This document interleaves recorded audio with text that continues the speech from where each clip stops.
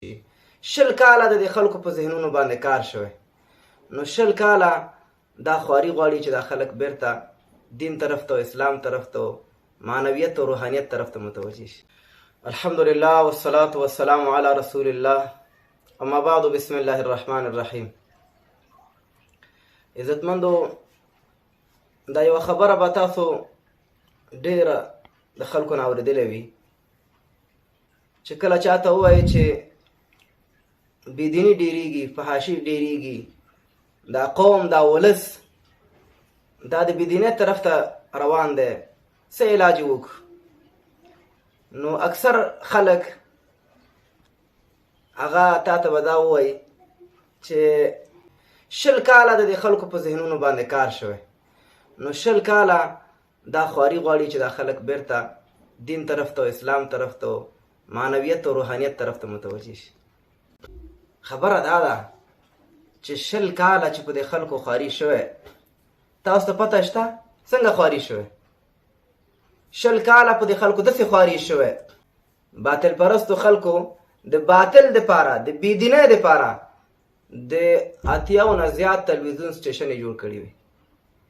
په هر تلویزیون سټیشن کې بیلې ډرامې، سریالونه د ترکیې، فلمونه د هندوستان دا چلیده.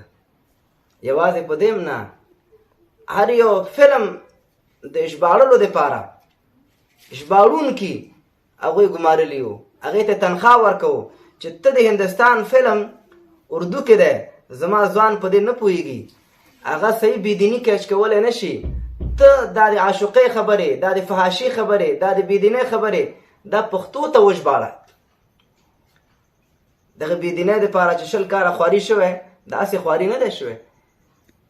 په هر ولایت کې 1500 نه زیات شاوخوا کې راډیوګانې جوړ شوي وو. داسې راډیوګانې وې چې هغوی 40 ساعته وې، 40 ساعته.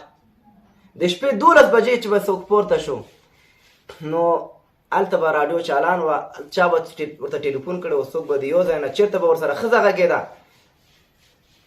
او چېرته به ورسره سړی غږېده، دا سندره راته چالان کا، دا ټپې راته ووایه. شل کاله داسې خواري شوی زما او ستا په ولس باندې. شل کاله چې زما او ستا په ولس خواري شوی، هغوی زما د ځوان د ګمراه کولو دپاره برنامه درلوده، زما د سپینګیري د ګمراه کولو دپاره برنامه درلوده، زما د کلیوالي خلکو د ګمراه کولو دپاره هغوی برنامه درلوده، زما د ښار خلکو د ګمراه کولو دپاره هغوی برنامه درلوده، زما د ولس د هرې طبقې خلکو د ګمراهۍ دپاره هغوی پلان راوړی و، پلان ګزاري کړی و، موسسو په دې باندې کار کوو،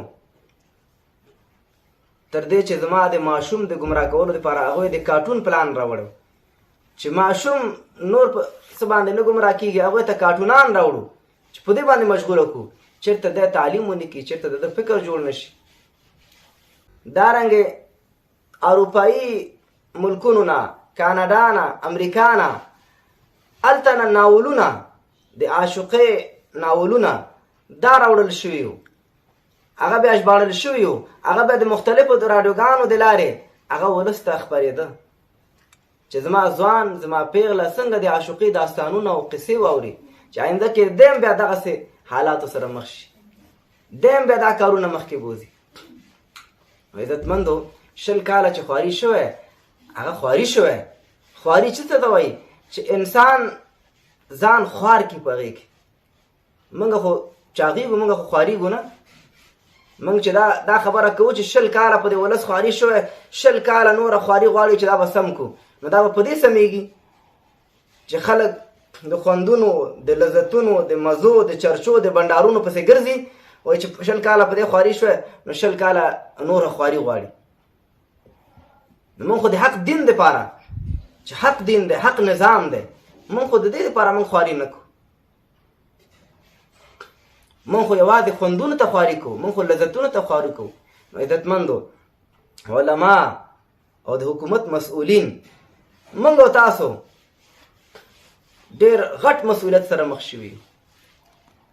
اوس لکه څنګه چې باطلو خلکو د باطل دپاره خواري کوو، که موږ او تاسو د حق دپاره خواري ونه کړو، د دین دپاره خواري ونه کړو، دا ولس د بېدینۍ نه د اړولو دپاره که خواري ونه کړو، که هلې ځلې ونه کړو، که دې دپاره برنامې جوړې نه کړو، پلانګذاري ونه کړو، شپه ورځ ورته سوچ کې نه شو، نو دا ګرانه ده چې دا ولس په 20 کالو کې ته بېرته په سمه کې 20 کالو کې به تا نه دا ولس نور هم بېلارې شوی وي. 20 کالو کې به دا ولس داسې حد ته ورسېږي چې ملا، مسجد، محراب، منبر، اسلامي نظام دا به داسې بدې شي لکه د هندو چې څنګه د کلمې نه زړه تور دی، داسې به د مسلمانو د دین او د معنویت نه زما او ستا د ولس زړه تور شي. که دا زموږ حال وي، دا خبرې موږ یوازې د مخاطب د چوپ کولو دپاره کوو چې 20 کاله په دې خواري شوی، خالي هغه مخاطب ته وایو چې ته دا خبرې مه کوه چې څه وکړو، پرېږده چې موږ یو 20 کاله مزې واخلو. دا دې دپاره نه کوو چې ولا 20 کاله به موږ صبر کوو، خواري به کوو. خواري مواري نشته، خواري څوک نه کوي.